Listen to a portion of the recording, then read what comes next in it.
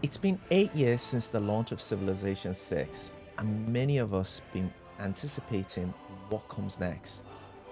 So has Civ 7 really reached the level that I was hoping for? Well, I would say somewhat. When you load the game for the first time, you're welcomed by a clean modern look, which is a departure from the cartoonish look of number 6, which personally I wasn't a fan of. This is, however, only a minor change considering the drastic gameplay changes that you get to see. The main one being the leaders, which are now no longer tied to a specific civilization.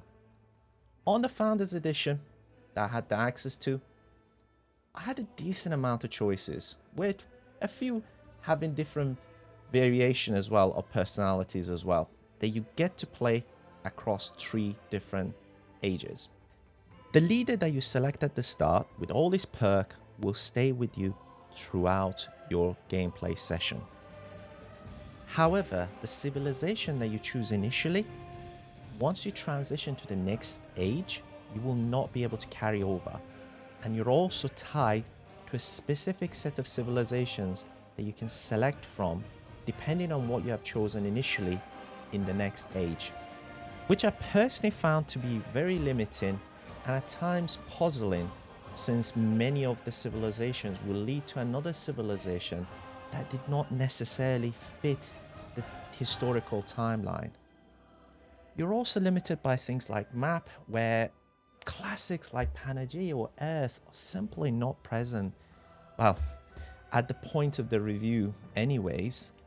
Additionally, you cannot set any conditions, whether it's to do with the resources, the amount of them, the type of wins that you can get, and many choices that's been part of Civilization for a really long time, which I found to be very disappointing. However, these are some of the things that should be, and I would imagine will come later on as DLC.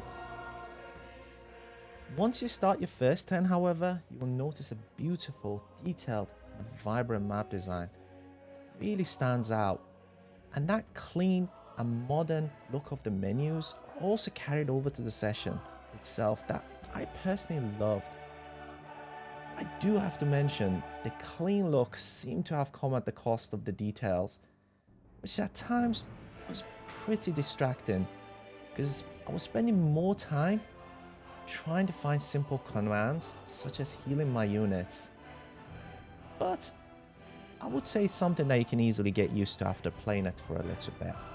You will also notice many major changes, such as there's no workers, no barbarians, technically no city-states anymore, well, as it was before.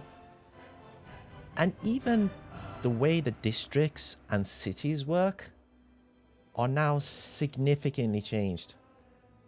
So if you're expecting an upgrade on Civilization 6, this is not it. From how the trading works, to how wars are ending, to how even you excavate resources, all of it has significantly changed. Some of it, for example, with excavation of resources, well, I am not personally a fan of. For example, they're no longer tied to the technology that you've got, or discovered, I should say. They are basically part of the expansion of your city. So at times they are not synced with where you are at in terms of your civilization. For example, you could be just discovering steam engine, but you are excavating oil. So with all the changes, there's also been significant amount of layers added into the game. For the better, I would say. Whether it's from the districts, which now no longer feel static and sort of boring at times, like for example the theater district or holy districts that were locked into specific buildings, that now they feel a lot more natural. You can add and remove things from them as you play along, so you can adjust how your cities or towns function. Even the stuff like, for example, trading, they're much more detailed in terms of like establishing them. Even the resources, when you get in them, you cannot just hoard them. You have to basically assign them to each individual town, and based on where, you know, how the town is sort of functioning, you kind of assign different aspects to each individual one, which is really, really good. And even when you're talking about sort of the general gameplay, aspects such as advisors are now part of the objectives that they give you, that you go from age to an age, which works towards the buff that you get for the coming age or the ultimate victory that you get at the end. So there's a lot of layers to generally consider across the whole, all of your entire playthrough, I would say. So again, as I'm still playing it, I'm still learning a lot of things. And there will be guides and sort of tips and so on that I will go and, you know, play throughout my streams and other things, which I'll get through. But I'll leave a lot more for now for you to discover, which I would encourage for sure. But as I was going through all these changes and discovering them, I got more and more of a sense of deja vu, as a lot of them seemed very familiar. From transition between different ages to scenarios, and those scenarios having different effects, to how the resources function, to how the cities feel now, to how generally even the city-states, well, barbarians or city-states, whatever you call them now, which are now towns that can be aggressive or friendly to you, they're all were identical to another RTS which is called Humankind, if you have ever played it. However, there are things in that game which have not been carried over or adapted in Civilization. Like, for example, I do not think having 3 ages is enough. And at times, the transition between different civilizations just does not reflect historical events. And some of the civilization that are at the modern age seem more like the medieval civilizations in reality. And in Humankind, that was reflected. Also, the events in Humankind were much more detailed. They were much more expansive in terms of impacts, and they could carry on a lot better. Whereas with this, they feel half-baked. For me personally, I would have loved to have seen at least another age added in between.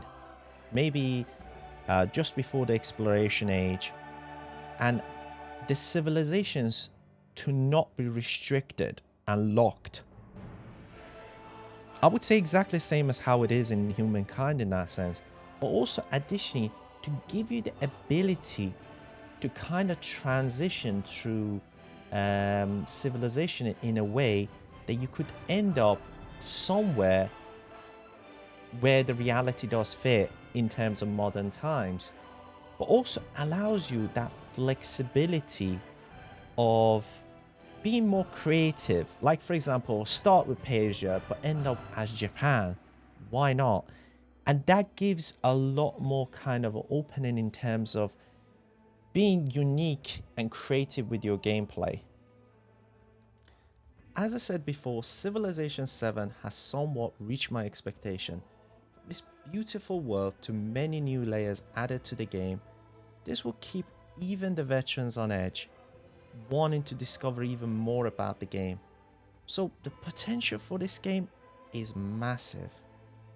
However, I feel as it stands, it is let down by unnecessary limitation and ideas that frankly feel half-baked and at times out of sync with the timeline of history.